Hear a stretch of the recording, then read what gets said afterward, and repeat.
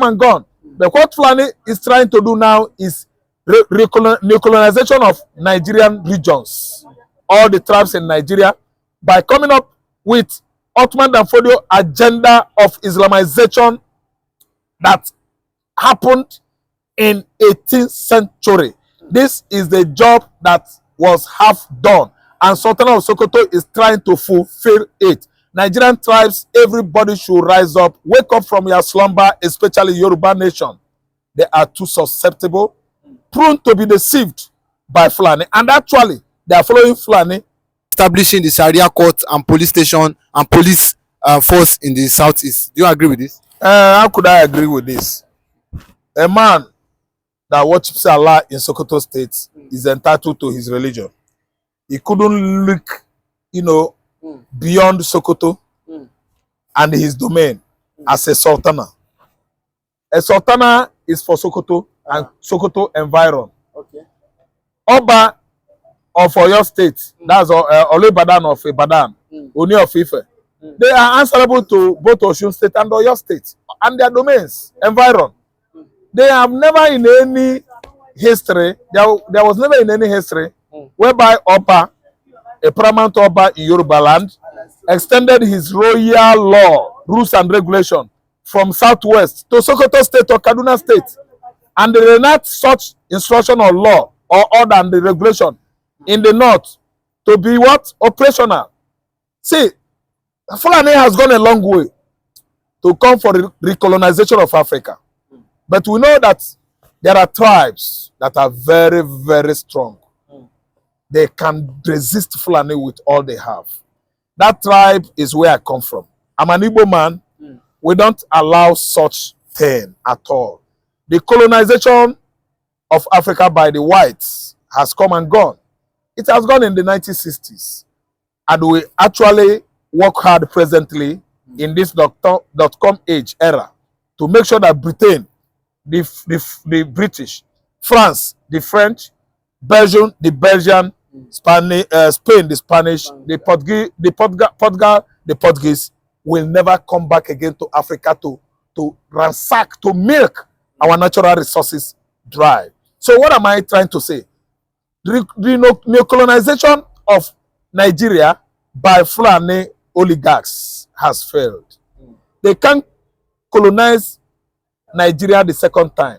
The first colonization has come and gone by the British, by the Spanish, by the Belgians. They have come and gone. But what Fulani is trying to do now is neocolonization of Nigerian regions, all the tribes in Nigeria, by coming up with Ottoman Danfodio agenda of Islamization that happened in 18th century.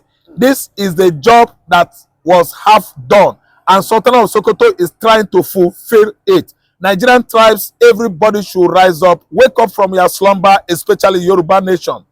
They are too susceptible, prone to be deceived by Fulani, and actually they are following Fulani.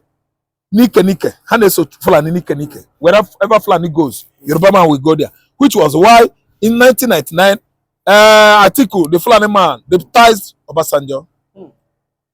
Yes, 2007, and so on and so forth. After Yaradua, Nama the Sambo baptized Jonathan. Good luck, Jonathan. Yes, something applicable to Obasanjo. No, I have spoken Obasanjo. Something applicable to the current administration. It is the same Fulani them because it is in the north, Chetima. All of them. Yoruba, I know. Yoruba deputized Fulani man because they work hand in hand. That's why you see Buhari. Buhari has not seen any other tribe in the southern Nigeria. It's only Yoruba. Yoruba man deputized Fulani, and they actually milked Nigeria dry. What I'm saying now is that if not that Yoruba stoop so low and at least buy into Islam, they wouldn't have been Muslim here.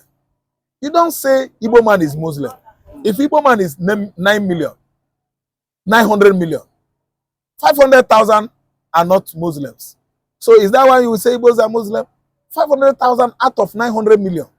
It is nothing. So what I'm trying to say is that Yoruba is too docile, complacent and naive. They can follow follow all the time. It has become part of them. That's why they yielded, succumbed to Islam in 18th centuries, and now it's playing out because Sharia has come everywhere in Nigeria, in the southern Nigeria, predominantly in southwest. They dare not go to southeast. Anybody that is planning that is questing for his own early grave. British man tried and tried for 60 years. He could not succeed. They only use Christianity to manipulate, infiltrate, and enter the Igbos. Today, dirty Fulani agenda of Islamization could not even do more. We have the Fulanis and their religion Islam under our foot. None of us could sheepishly succumb to this kind of cheap intimidation. Question is a very big language. When you say try to impose Sharia law in Southeast, that one is not going to be possible now.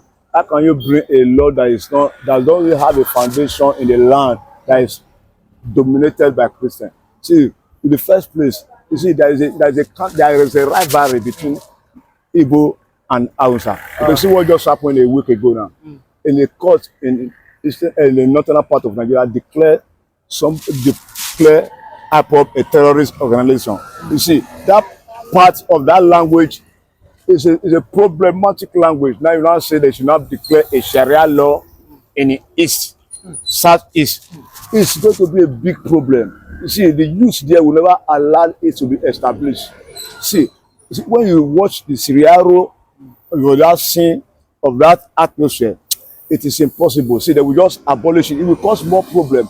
And I believe that the youth of the southeast will never allow what is even happened there is more than Sharia law. Now you want to impose another problematic problem, which is not going to be allowed.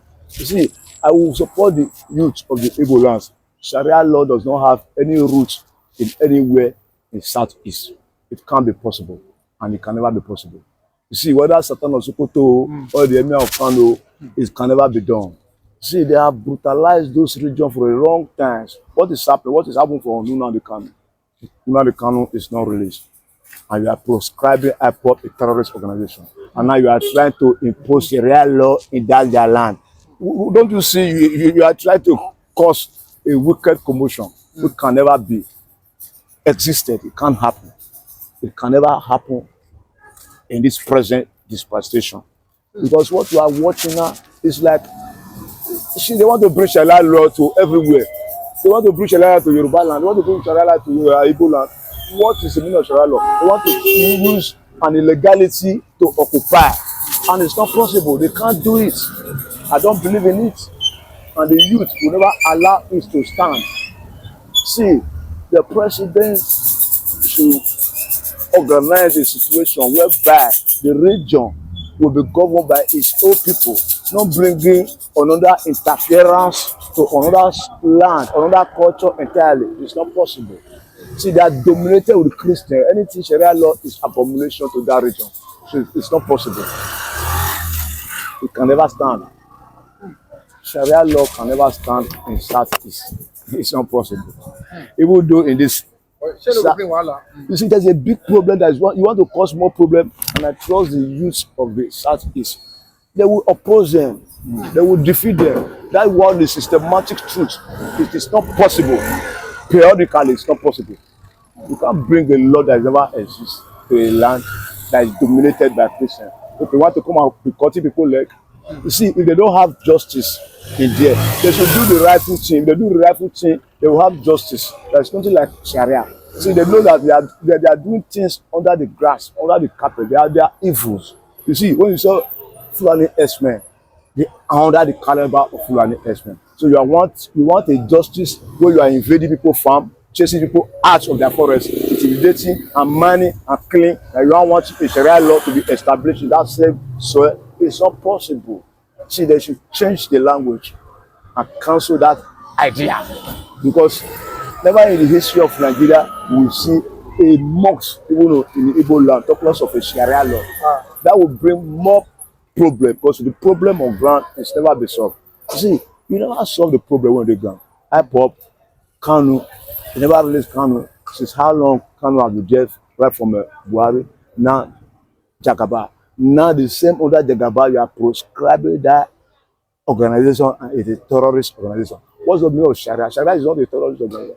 Sharia is another wicked ideology entirely, which can never be possible in Southeast. It's impossible. But they said, Tinubu, has allegedly agreed to this. That's why he's keeping silent. Even in the south, we see in the southwest. You see what's happening in the southwest. Even that started in Ekiti. See, God will bless you. See the language of Tinubu. See Tinubu. You see what he has done yesterday. He can't talk anymore because he collaborated with them. They came to power in the middle of the night when you and I were sleeping. They announcing, who announcing? Those are the Islamic fundamental wicked people called the Jihadis, which is the Sharia. Okay, now they want to bring Sharia to the southwest. You see the opposition now APT, but now a old imam have called that Sharia law can never be existed in Yoruba land. Periodic.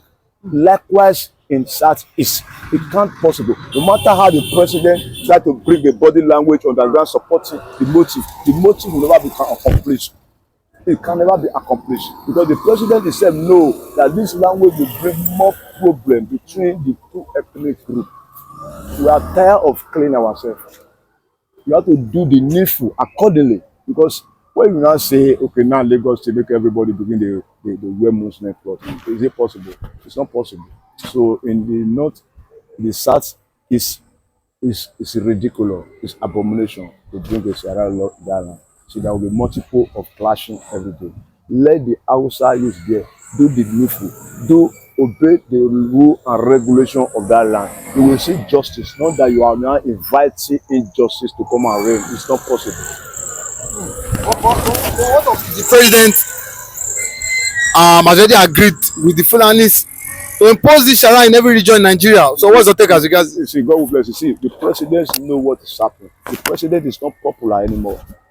95% of Nigeria doesn't even know who is called president because he's dancing to the tones of the Fulani. And Nigeria are now waiting for him to speak out. And he can't speak out. He can't speak out. Just like when Buhari was trying to open a law that will sign an open grazing. Can you imagine a law, a president bringing out on unnecessary statements? Say that we should give him a road to all Fulani cows will be passing all the forest. At the end of the day, Nigeria came outside and opposed it. And it was a shame to him. He buried his head in a shame. Likewise, Jagaba can never come outside and use that language because you just testing on the ground. But now they have said a lie that nobody is agreeing with him. It's not possible. He can't do it. Even though in the southwest, he can't do it. He can't tolerate the masses anymore. You understand what I'm saying? He can't tolerate the masses anymore. Otherwise, the country will be engulfed with fire. It will be engulfed with fire because we have been sweeping that revolution under the carpet. The revolution is coming because when you are now seeing what is happening, why would they wake up one day and say Sharia law in Southeast, Sharia law in Southwest? How? What bring that plan or that grand plan? And it can never work because we are more than them. We are more than them. Their days are numbers. Their days are typically numbers. But a lot of people have come out and said that the first place that this Sharia law might take place in the southeast is Imo land, Imo state rather, Uzodima state. I know they really said Uzodima and Pitamba are Fulani slave. Do you think that this should be happening? You see, Uzodima has ambition to become a vice president. See, God will bless you. Uzodima, his days, let me tell you, Uzodima days are very number. Because one day Uzodima will leave that place. Uzodima will never come back to Imo State. Go and mark my word. He will remain in North. Now that place they go. If he die, they will bury him in North. Because the atrocity when Uzodima don't commit, the name of hiding under the umbrella of the Fulani have gone a long way. It's no, the same. I be like saying be lion. Lion one day, lion will come down, and it's going to come down one day. He doesn't have that power anymore. He don't kill enough. Now, they go out anyhow. As a governor, you don't have the freedom of the people, and you believe that you want to be a vice president, so you want to mine all the whole youth. It's not possible. These only one days are number. It can't be possible for me. Days are number. Doesn't have any teeth anymore. Just a back. But it's someone that is highly influential in the APC. He's highly influential in APC under their umbrella of corruptible government. They are bad. See, all Nigeria have now open eyes. Before, many never open eyes. Now people don't open eyes. No, say those people are chameleons. They are bad. They are evil. They are bad. See, when you see bad, it's like when bad is trying to paint itself good. At the end of the day, you will see the reality. The reality, you have now seen the reality that Uzodima can advance for vice president tomorrow, doesn't know what will happen this night. You can be beating your chest. At the end of the day, you don't breathe, you don't wake up. What will happen? Life continues. But I believe Uzodima days are number.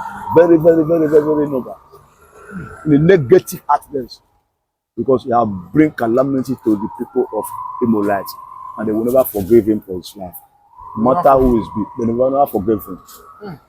Imo state was one of the peaceful states, peaceful environment. But now he now came in the name of, say, Abba Kabiari, the late devilish Fulani Tonocrat. Okay, where are you now? He now try to mind the youth. Everybody now tax everybody on no government. And he is the real on no government. Uzodima is the real on no government. Let us be specific of what you are saying. Uzodima created on no government in the name of eliminating the youth. Imagine, you see, in days are number. All his plans have been calculated. But if the president come out and really talk against this Sharia, do you think that it will stop? And at the same time, do you think that at the same time, do you think that Tinubu is scared of the Sultan Sokoto? You see, let me tell you one thing. Tinubu, his plan with the Sultan of Sokoto, Tinubu know that if he should voice this language out in full support of the Sultan of Sokoto against the will of the people in southeast and southwest, his days of coming 2027 is zero. That is zero. And it's already zero because the presently is zero. So they have nowhere to hide because they have exposed themselves to the last angle. They are not trustable anymore. No matter how it be. So nobody will kill on their back anymore. Nobody will be eating once in a day and now go and kill on their back. It's end of the road for them.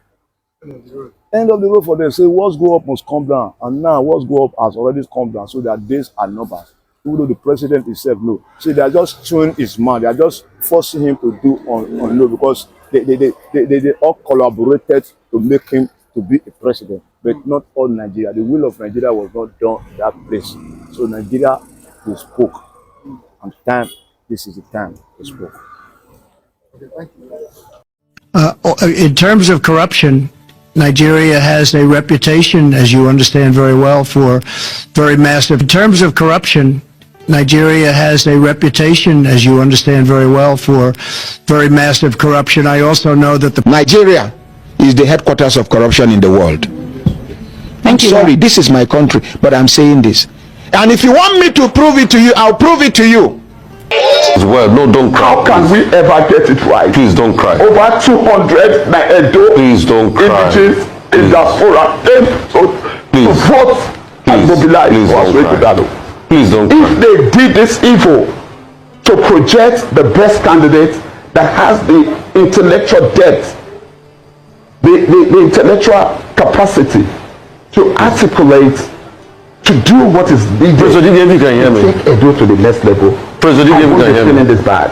Okay, if you can hear me, please, couple of things. I Please, can hear you gratified. do not cry. Do not cry. It's time for action. Don't cry. But I'm also surprised. Gratified. I saw hang on a minute. Let me finish. Let me finish, please. Let me finish. Whose wife died. Just a minute, please. A lecturer of University of Benin. His wife died on Friday. The man went to his polling unit, Okay. and this lady said he saw him. He said, "What are you doing here? Okay. Your wife died yesterday." He Okay. said when Aswe Ighodalo came to Uniben to speak to them, he promised that he will vote for this man. Okay, Prince, sorry. I've not seen anything yet. When we start, they better go and correct that thing. That was not our vote. Nobody will steal the votes that we have suffered, put sweat and blood. Are you seeing anybody celebrating anywhere? You think anybody will win an election? Anybody and nobody celebrating? They want to bring their people to come and celebrate. We are waiting for them. But let me tell you, nobody will steal what Nigerians have sacrificed, have sworn that this time around, their votes. Look, let me tell you, this election, people were going with money. And people will tell them, I want to vote by conscience. And people voted according to what they wanted. Yes. Now you want to deprive them of that. Are you saying you keep occupying the Unity Fountain and all those A huge heist has happened in Nigeria. The greatest political robbery has just happened. And Nigerians think we keep quiet. You steal our votes. You steal our freely exercise franchise and we should keep quiet. No. Look. Even the policemen here are victims of the kind of government we have. Everybody here is a victim of the kind of governance we have suffered in the last 7 years. Now, we did not reward APC. No Nigeria rewarded APC. My name is Antonia Hileva. I'm a lawyer. I'm a member of a political party, but right now I'm in Nigeria. Present situation of Nigeria. Corruption everywhere.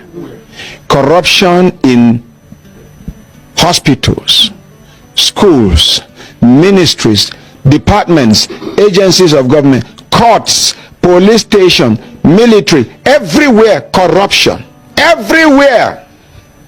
Now Nigeria, foreigner go call police for you, Nigerian police no go listen to you. Now waiting that Chinese, that Lebanese, that any Indian, tell them now you go work with.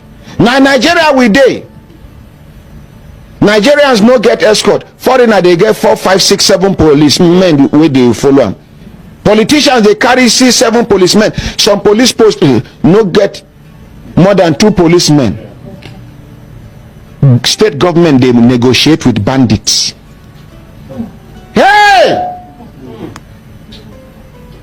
Army dey there, other people dey there. State governor come to negotiate with bandits. Who are they? Non-state actors. And you innocent person, you do mistake, go buy okrika, we carry small camouflage, soldier go catch you, they beat you. See bandit wear camouflage like you without authority. In the name of saying they do settlement, which kind settlement be that? What an insult. Donald Trump and others have slammed Nigeria as the most corrupt country in the world. Nigeria is described as deeply corrupt across various institutions, including the judiciary, police, military, and government agencies.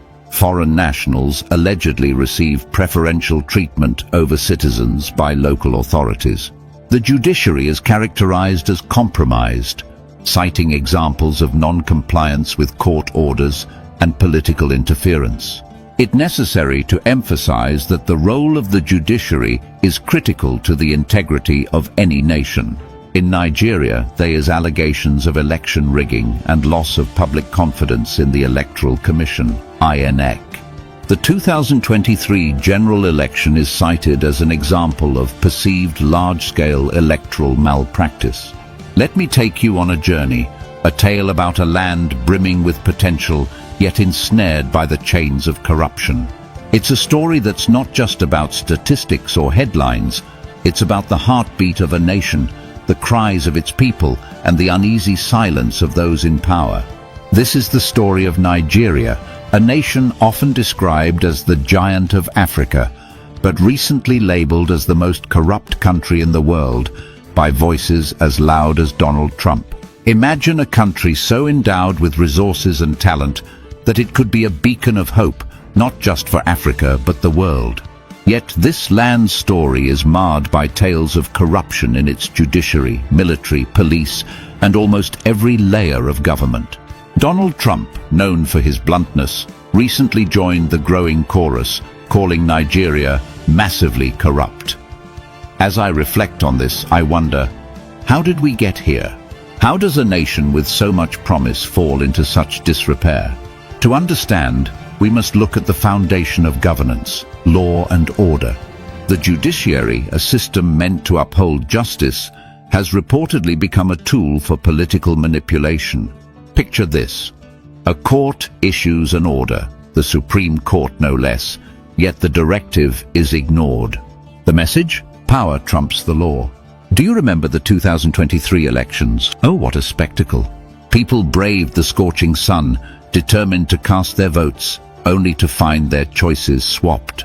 Protesters screamed, "This isn't our vote," while the Independent National Electoral Commission, INEC, declared results that seemed plucked from thin air. Can you imagine the heartbreak of seeing democracy, that glimmer of hope, tarnished? Now here's a twist that hits home. In Nigeria, the ordinary citizen is treated as second class compared to foreigners. Picture this: a Nigerian walks into a police station seeking help, but is ignored because a foreigner is there.